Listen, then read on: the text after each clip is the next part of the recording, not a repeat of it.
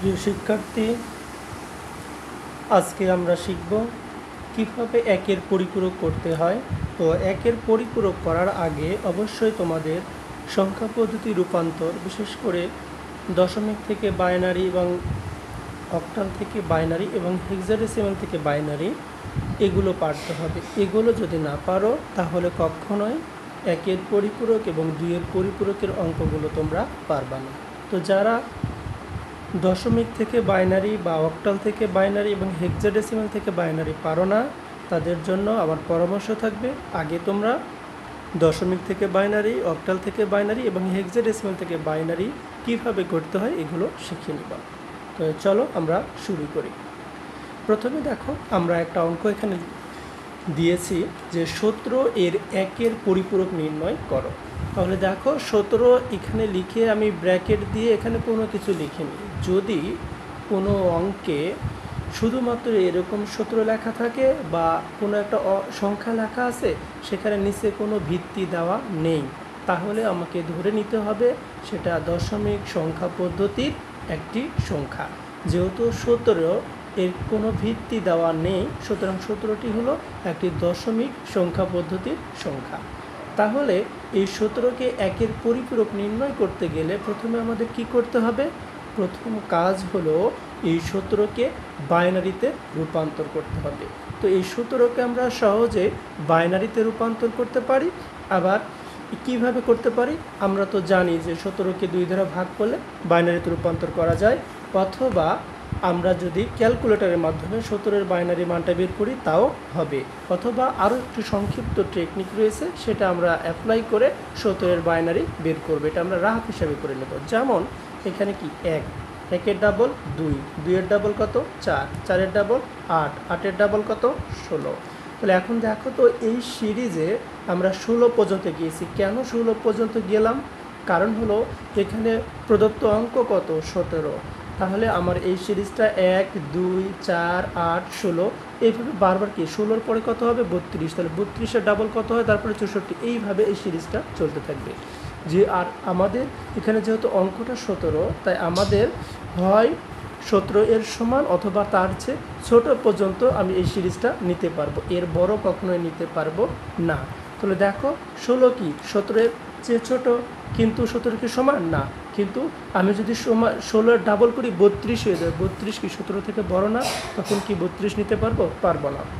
আমাকে সবসময় হয় সমান নিতে হবে, না হলে ছোট নিতে হবে। যেহেতু সমান সম্ভব হচ্ছে না, তাই আমি ছোট 16 পর্যন্ত নিলাম। এখন দেখো এই সিরিজের কোনটা কোনটা যোগ করলে 17 হবে? 16 আর 1 যদি আমরা যোগ করি তাহলে কি হবে? 17 হবে। তাহলে যেই দুটো আমরা যোগ করলাম তার নিচে লিখব 1 আর বাকিগুলোর নিচে লিখব 0। যেহেতু 16 আমার যোগ করার প্রয়োজন হয়েছে, তাই 16-র নিচে আমি লিখলাম 1, এবং 1ও যোগ করার প্রয়োজন হয়েছে, তাই 1-এর নিচে লিখলাম 1। আর এগুলো যেহেতু যোগ করার প্রয়োজন হয়নি, এর নিচে আমরা লিখব 0। তাহলে আমরা সহজেই 17-এর বাইনারি পেয়ে গেলাম 1, 3টা 0, 1। তাহলে দেখো 17-এর বাইনারি মান আমি তাই লিখেছি 1, 3টা 0, 1। তাহলে এবারে আমার কি হয়ে গেল? 17-এর বাইনারি মান বের হয়ে গেল। এবারে আমাদের যেটা করতে হবে, 17-এর বাইনারি মান বের করার পরে আমাকে এখানে গুনতে হবে যে বাইনারি কয়টা বিট রয়েছে। তাহলে আমরা গণি কয়টা বিট রয়েছে, 1টা 2টা 3টা 4টা 5টা।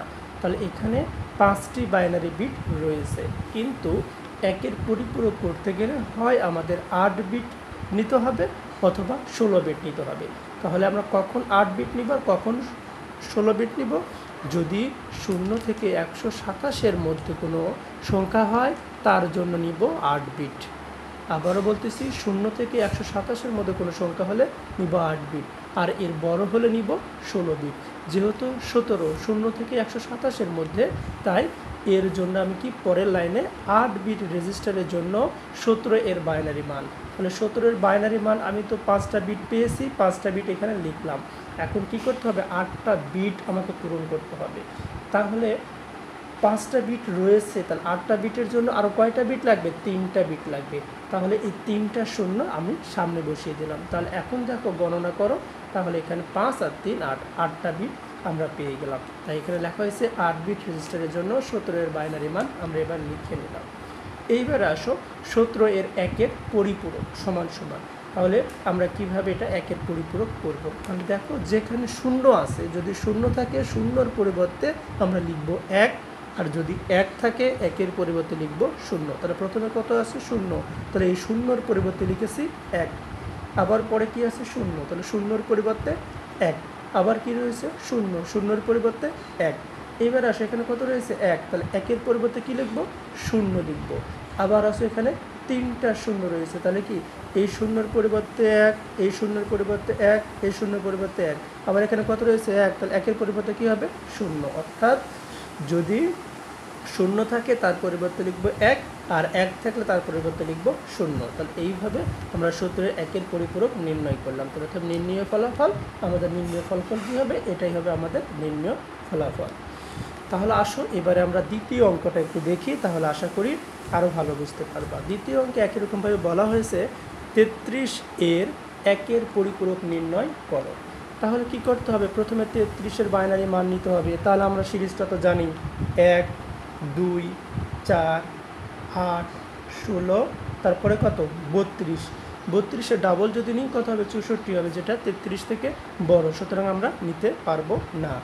এইবারে আসো, এখন দেখো তো কোনটা কোনটা যোগ করলে 33 হয়। তাহলে 32 আর 1 যদি আমরা যোগ করি তাহলে কত হয়? 33।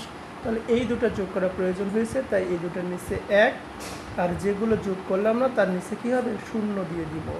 তাহলে 33-এর বাইনারি মান হলো 1, তারপরে দেখো 4টা 0, 1। তাহলে আমরা 33-এর বাইনারি মান পেয়ে গেলাম। এইবার আমাদের কাজ হলো কি? আমরা বিট গুনবো। 33-এর যে বাইনারি মানটা বের করেছি সেখানে কয়টা বিট রয়েছে? 1টা, 2টা, 3টা, 4টা, 5টা, 6টা বিট রয়েছে। তাহলে আমাদের লাগবে কয় বিট? 8 বিট। কারণ কি 0 থেকে 127-এর মধ্যে কি 33 নয়? হ্যাঁ। তাহলে যেহেতু 0 থেকে 127-এর মধ্যে 33, সুতরাং এর জন্য লাগবে 8 বিট। তাহলে রয়েছে কয় বিট? 6 বিট। তাহলে আর কয়টা শূন্য দিব আমরা সামনে? 2টা। তাহলে কয়টা হবে? 8টা। তাহলে আমরা লিখব 8 বিট রেজিস্টারের জন্য 33-এর বাইনারি মান। তাহলে প্রথমে 2টা শূন্য দিলাম, তারপরে এখানে যা ছিল সেগুলো লিখে দিলাম। এইবারে আসো 33-এর একের পরিপূরক। তাহলে একের পরিপূরক কীভাবে করব? 0 থাকলে 1, আর 1 থাকলে কী হবে? 0। তাহলে দেখো এখানে 0 আছে, এর পরিবর্তে লেখা হয়েছে 1। আবার এখানে 0 আছে, এর পরিবর্তে লেখা হয়েছে 1। এখানে 1 আছে, একের পরিবর্তে কী হবে? তাহলে 0। তারপরে দেখো 1টা, 2টা, 3টা, 4টা 0 রয়েছে, তাহলে 4টা 0-এর পরিবর্তে কী হবে? 4টা 1। তারপরে এখানে 1 রয়েছে, একের পরিবর্তে কী হবে? 0। তাহলে অর্থাৎ নির্ণীয় ফলাফল আমাদের এটাই হবে নির্ণীয় ফলাফল। তোমরা ভালো করে দেখার চেষ্টা করবা, ধীর স্থিরভাবে, না টেনে দেখার চেষ্টা করবা। যদি কোনো বুঝতে না পারো, কোনো টপিক যদি ক্লিয়ার না হয় কমেন্ট করে জানাবা। ধন্যবাদ সবাইকে।